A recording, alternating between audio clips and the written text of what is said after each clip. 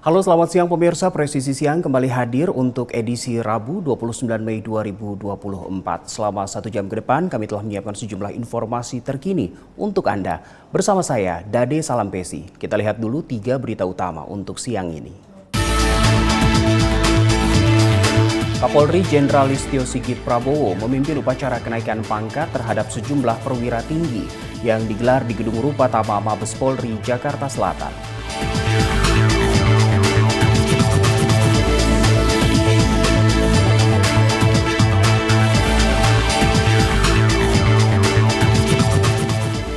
Ditres Narkoba Polda Jawa Tengah berhasil mengungkap kasus penyalahgunaan narkotika jenis sabu. 5 orang ditetapkan sebagai tersangka dalam kasus ini.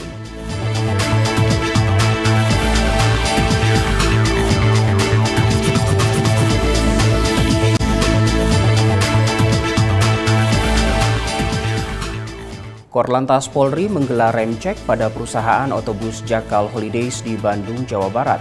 Kegiatan ini dilakukan dalam rangka membangun bus pariwisata yang berkeselamatan.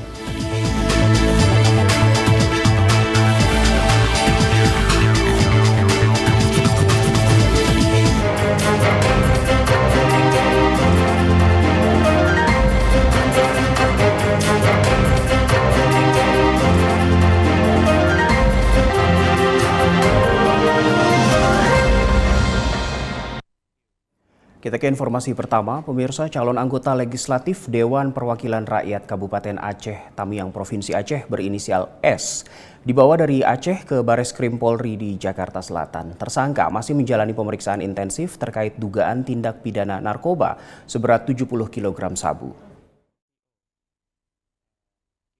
Direktur Tindak Pidana Narkoba Bareskrim Polri Brigjen Pol Mukti Juharsa mengatakan, tersangka dibawa dari Kabupaten Aceh Tamiang menggunakan jalur darat menuju Bandara Kuala Namu, Medan, Sumatera Utara. Kemudian diterbangkan ke Jakarta menggunakan maskapai Lion Air tujuan Bandara Soekarno-Hatta. Tersangka S merupakan buronan masuk daftar pencarian orang atau DPO kasus tindak pidana narkoba dengan barang bukti sabu seberat 70 kg. Dirtipit Narkoba Bareskrim Polri menjelaskan, tersangka S merupakan caleg terpilih DPR nomor urut 1 di kota Aceh Tamiang. Setelah penangkapan, penyidik menyiapkan administrasi penyidikan dan memberikan pemberitahuan penangkapan kepada pihak keluarga. Ditres Narkoba Polda Jawa Barat berhasil mengungkap kasus penyalahgunaan narkotika jenis sabu seberat 24,1 kg. Pada hari Selasa lalu, Polda Jabar menetapkan 5 orang tersangka dalam kasus ini.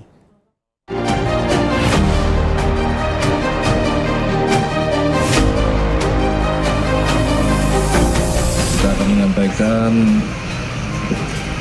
press conference, press release terkait pengungkapan kasus narkoba yang saat ini sedang dalam penanganan dari tim penyidik Dit Narkoba Polda Jawa Barat.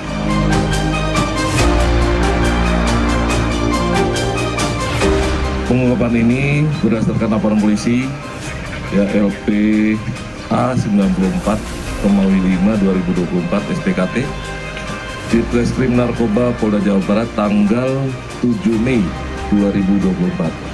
Di mana dari pengungkapan ini ada 5 TKP, yaitu TKP tanggal 7 Mei 2024 di Kabupaten Sukabumi, kemudian ada TKP tanggal 7 Mei 2024 di Jakarta Selatan, lalu ada TKP tanggal 8 Mei 2024 di Bandara Internasional Soekarno-Hatta, Tangerang. Kemudian tersangka MN dari hasil pengembangan mengaku mendapatkan barang tersebut, narkoba jenis sabu-sabu dari 2 orang berinisial UZ dan AA, sehingga dilakukan pengembangan oleh tim narkoba.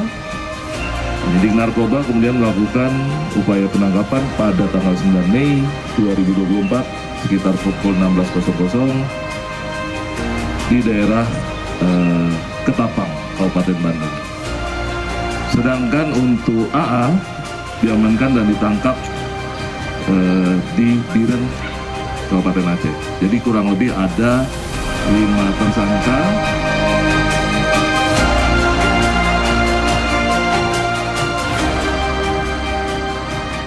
Masih di Jawa Barat, pemirsa, Sat Narkoba Polresta Bandung bersama Polsek Nagrek berhasil mengungkap kasus home industri tempat produksi narkotika jenis tembakau sintetis di kawasan Nagrek, Kabupaten Bandung, Jawa Barat. Selain mengungkap tempat produksi narkotika, polisi juga mengamankan 2 orang pelaku berinisial AY dan APS yang memproduksi narkotika beserta beberapa barang bukti tembakau sintetis siap edar dan bahan kimia lainnya.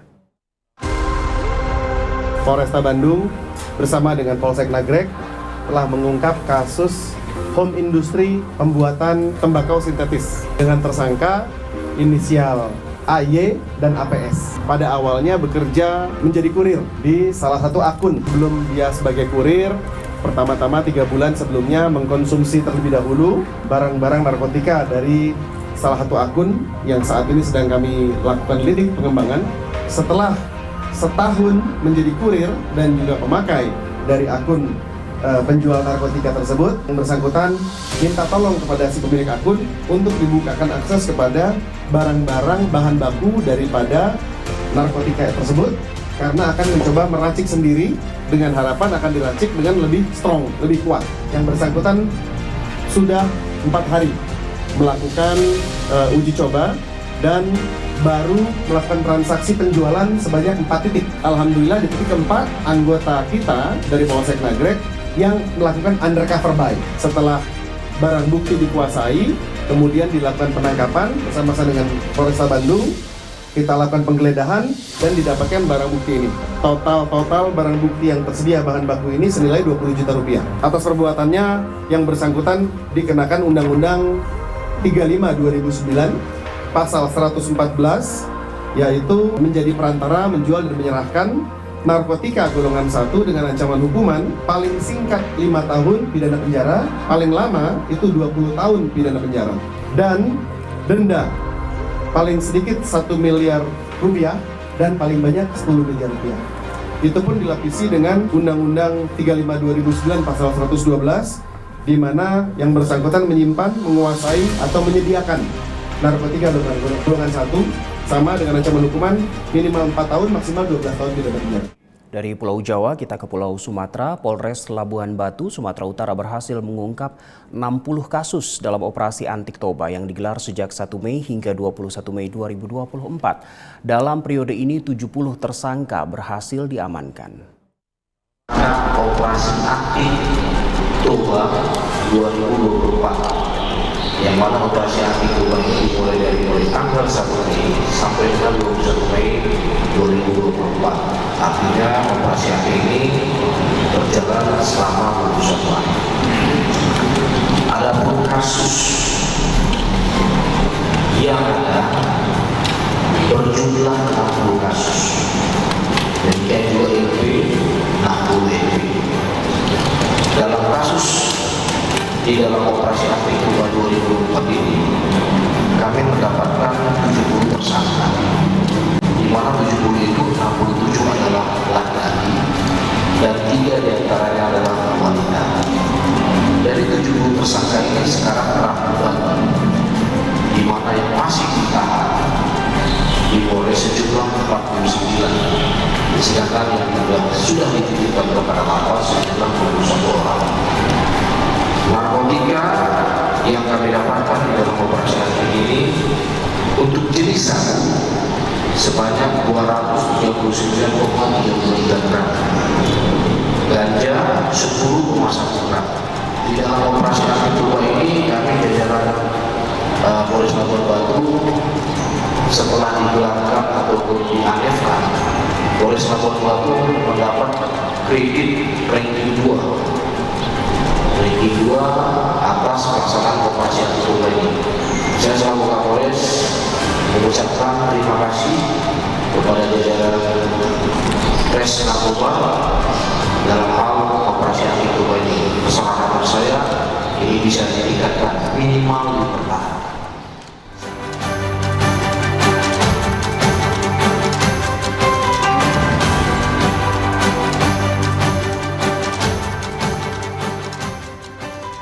3 pelaku spesialis pencurian sepeda motor berhasil diamankan unit Reskrim Polsek Palmerah. Dari hasil pemeriksaan, ketiga pelaku telah beraksi sejak 3 bulan yang lalu dan telah mencuri puluhan kendaraan. Kapolsek Palmerah Polres Metro Jakarta Barat Kompol Sugiran didampingi Kanit Reskrim AKP Roni mengatakan kasus curanmor ini terungkap setelah pihaknya menerima laporan polisi adanya curanmor pada 6 Mei lalu. Polisi menyelidiki laporan ini dengan memeriksa saksi-saksi yang ada hingga melakukan pengamatan CCTV. Hasilnya ketiga pelaku berhasil ditangkap di kawasan Kebon Jeruk, Jakarta Barat. Kompol Sugiran mengungkapkan ketiga pelaku berinisial DD, AR, dan SA. Mulai melancarkan aksinya sejak 3 bulan terakhir.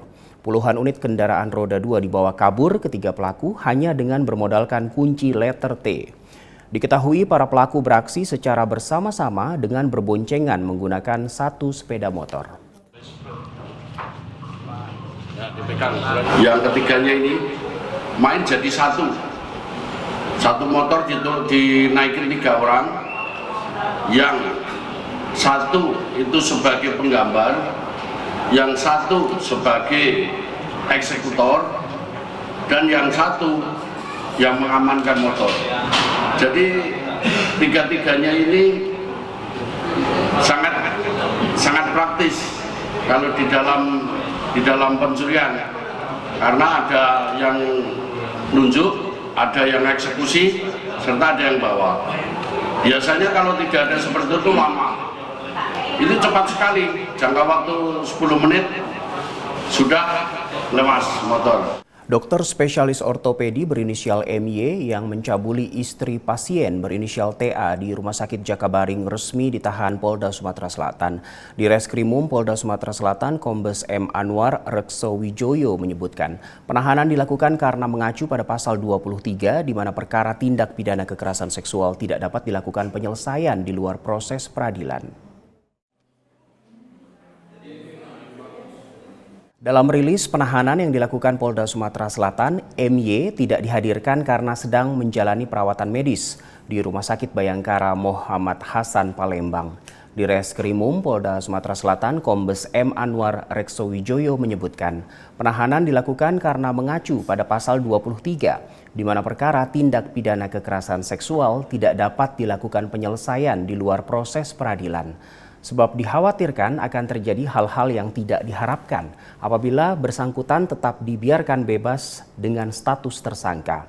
Polisi juga telah memiliki bukti pencabulan yang dilakukan MY berupa jarum suntik yang mengandung midazolam dan bekas darah yang cocok dengan DNA korban. Dr. MY dikenakan pasal tentang tindak pidana kekerasan seksual dengan ancaman hukuman penjara hingga 16 tahun. Sebelumnya, Dr. MY melalui kuasa hukumnya telah sepakat berdamai dengan korban dalam kasus ini. Dr. MY juga telah memberikan kompensasi uang sebesar 350 juta rupiah yang diterima korban pada April lalu. Dari alat bukti tersebut, kami melakukan pendalaman lagi dengan CCTV. Ya, kita uji labkan lagi dan didapat beberapa penggalan-penggalan dengan menit-menitnya bahwa si istri korban datang kemudian kembali beda, ada perbedaan. Kemudian saksi-saksi baik itu perawat, saksi korban dari keluarga korban dan sebagainya itu untuk memperkuat proses penyidikan kami. Dan hari Senin kemarin kami sudah melakukan penahanan kepada Dr. MM. Ya, yang saat ini lagi kita proses oleh penyidik untuk melengkapi berkas perkara.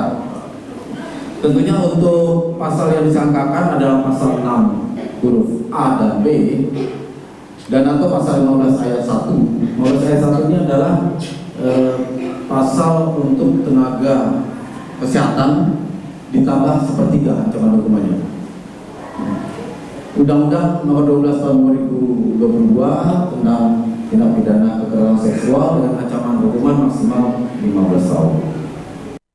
Unit Pidum Satreskrim Polres Probolinggo menerjunkan unit K9 atau detasmen anjing pelacak ke TKP pembegalan Pasutri. Sebanyak 2 ekor anjing pelacak dari Dit Samapta Polda Jatim diterjunkan untuk melakukan olah TKP.